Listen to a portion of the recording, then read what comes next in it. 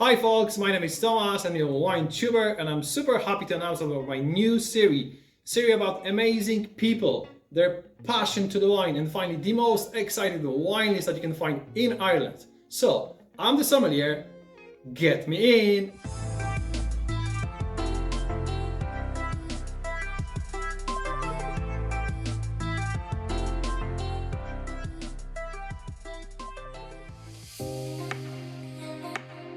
Hi guys, we are at Montys of Kathmandu, the oldest Nepalese restaurant founded in 1997 by Shiva.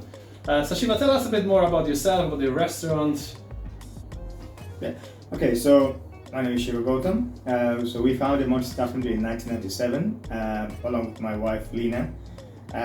So as my background is I'm a civil engineer by profession, having worked for Surrey County Council. That is interesting. Got tired of working 9 to 5, looking for some different opportunity and wanted to be my own boss.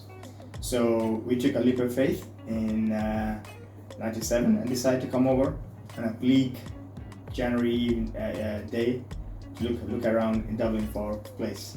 And we found this place, which wasn't in the best condition, if I may say so. But it was hard, but it was rewarding. So my wife Lena sees more of the product side development, and I would be working in the restaurant pretty much full time. Well, thank you for that. So now we're going to move to the most important part of the interview, which is the wine list.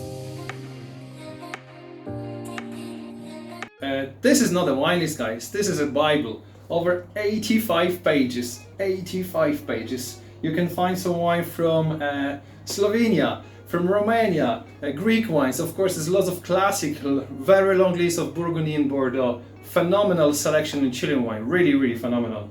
So tell me a bit more, Shiva, about your Bible, because it looks really, really impressive. How are you sourcing the wine? Have you anything in terms of food and wine pairing? Yeah, well, actually, it's become an obsession now, I guess, and some people call it obsession. I call it a hobby or passion. Yeah. So, the more you drink, the more you become learned, and the more passionate you become, and more you want different wines you want to try. So, I think our list covers pretty much all varietals, all countries, almost all countries. We're missing 1 or 2 countries, but we'll get onto that maybe in the future. What's still missing? We're missing Brazil, Wow. Uruguay, so those markets we well placed. One thing I do about me, I try to buy all my wines within the country from my wholesalers locally based. I'm not a big fan of sourcing wines directly from the wineries, because I believe in when you spend money locally, you have a chance to the money be spent locally, so that money can come back to me at some stage. If I was to spend my money abroad, the chance of that money coming back to me is quite limited, in fact none. So I want to support the local suppliers, and hopefully they will support us, giving us the business as well.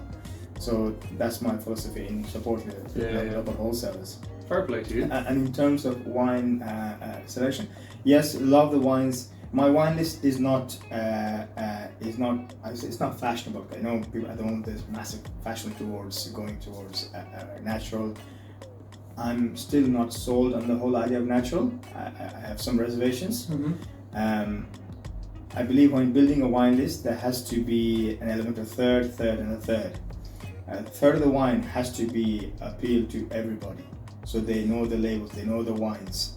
You just can't pick a whole list of wines, obscure wines, because when they come in, customer feels really. So you have, let's say, Sancerre, for example. Yeah. I mean, we have wines that are labels are recognizable, like Gigal. Gigal is recognized all over. Yes. Okay. Just Truma, Louis Latour. These wines are recognized by everybody. And so I have some selection of wines that people recognize. Some selection of wines which are premium. People in the business would know. And third are the ones who are really major connoisseurs. So we try to have a wine list to capture all that market, all those, to supply all those people, I guess. Yes, we do try to get wines to match our food as well. Mm-hmm. So we have an extensive list of Alsatian wines with a lot of Riesling, a lot of Pinot Gris from all over the world. I just don't go to one area. So what I want to showcase is the Riesling in from Alsace is one style, but Riesling from Chile is one style. Riesling from New Zealand, you know. So there's amazing Riesling from Romania. Yeah. Paparuda is fabulous Riesling, you know, and people don't know about these amazing wines. So we also do once a month. We focus on small suppliers, and so they're in the front page of the list. So these are quality driven, not quantity driven. So we want to showcase them as well. So it's not all about the big boys.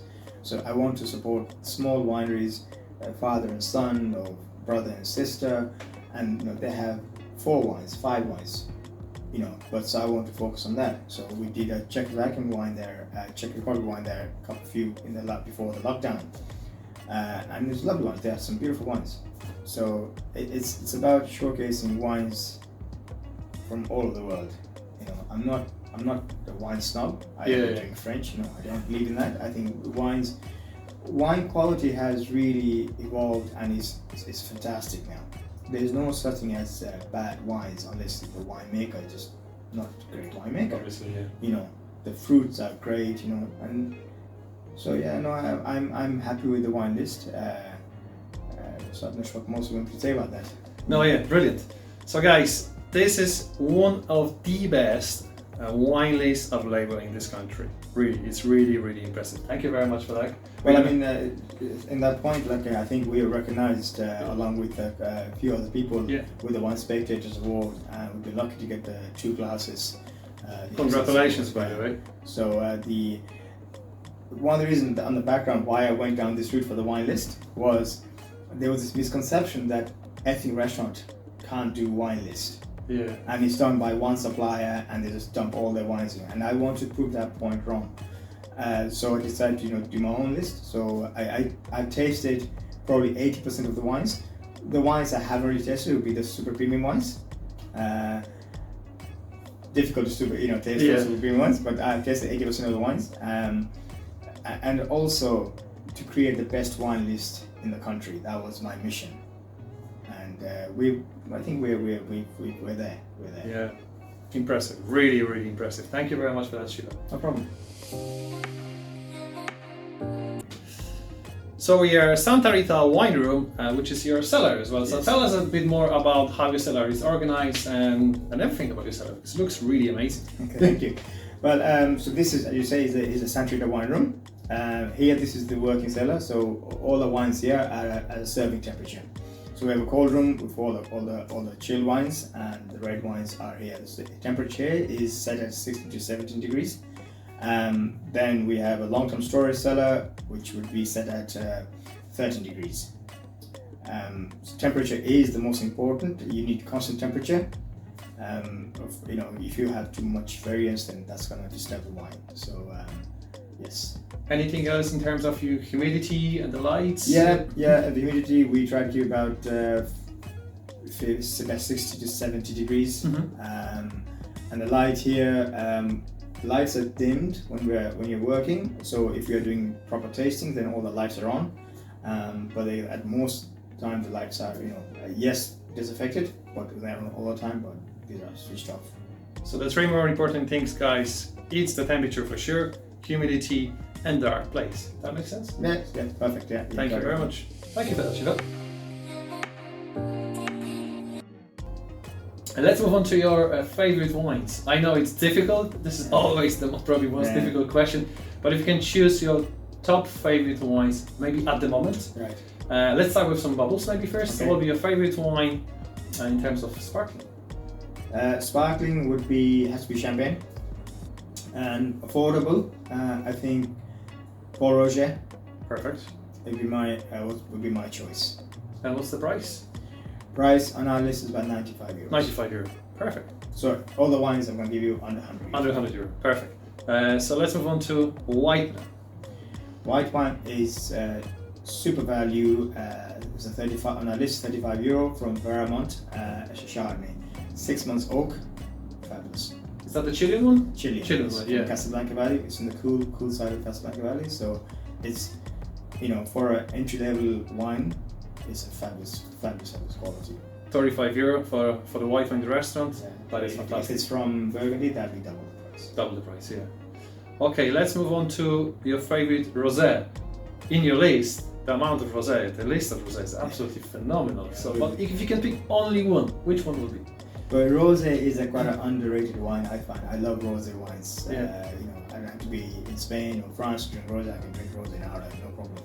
So at the moment, my favorite rosé would be from Spain, from Navarra region, from a small winery called TANDEM, 3-man gang, and it's 100% Grenache.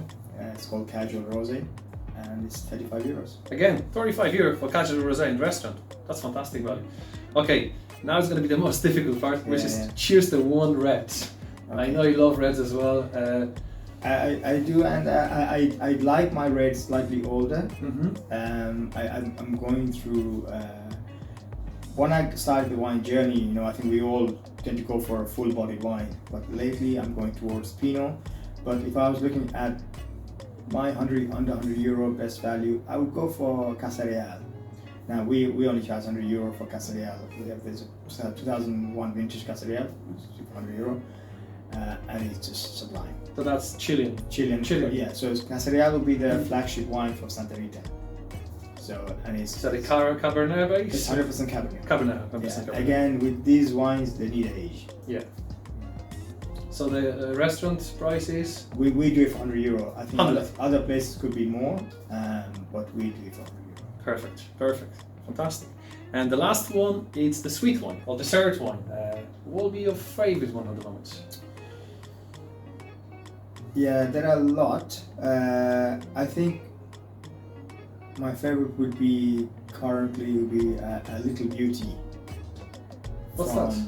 Little Beauty, it's a New Zealand house, Marlborough. So her dessert wine it's called Little Beauty. It's just beautiful wine. It's just beautiful. And wine. the price? Price would be around about 45-50. 45 euro, perfect. So as you can see, guys, you can definitely choose phenomenal wine in the restaurant for less than 100 euro. Thank you very much for that. So let's move on to your favorite food and wine pairing. I believe it's going to be something Nepalese. Well, I guess it has to be. Yeah, I know it's quite difficult and it's challenging for so many people. So how are you pairing your food and wine? We do a lot of research, you know, eating and drinking together to see if it works. So my favorite pairing has to be Pinot, and it has to be a slightly aged Pinot. So I will pair that with a dish called Bon del Tareco. So it's a barbecued pork, finished in a pan with the crunchy vegetables. Not overly hot, but there is a bit of kick to it, but not overly hot. So it's on the medium side, medium spice side.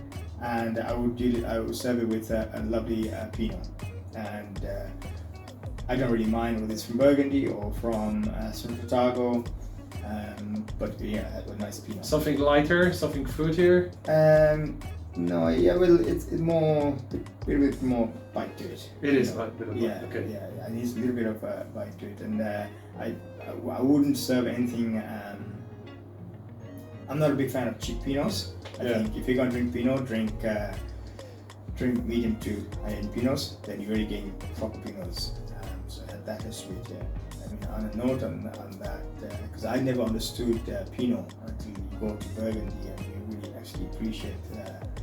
Because initially I thought Pinot was only for light meats, barbecue chicken, or things like that. You know, but when you go there and they serve you dinners with game, with Pinot, wow, this matches. This, you know, and they serve Pinot with a light dish as well, and it matches. So yeah, I think it's very versatile wine. So Nepalese cuisine and Pinot Noir, it's a perfect pairing. Yeah. Well, I mean, somebody said to me, "How can you match? You know, Nepal doesn't have any wine." I said, "Yeah, our food is more versatile to match any wines than French food is, or Spanish food is, Italian food, because all their foods are regional based and the wines are regional based prepared. Yeah. We have no wine industry in Nepal, so our food, certainly our Montys food, is versatile. We can make it, so we can pair with almost any wine that you bring." Perfect. Thank you very much for everything. So guys, we are in Montys of Kathmandu, one of the best places to go for the food and wine in Ireland. Thank you again. Thank you, Thomas. Guys, thank you very much for watching this video until the end. One more thing, the final score of the wine is of Montys of Kathmandu. It's 98 of 100. See you next time.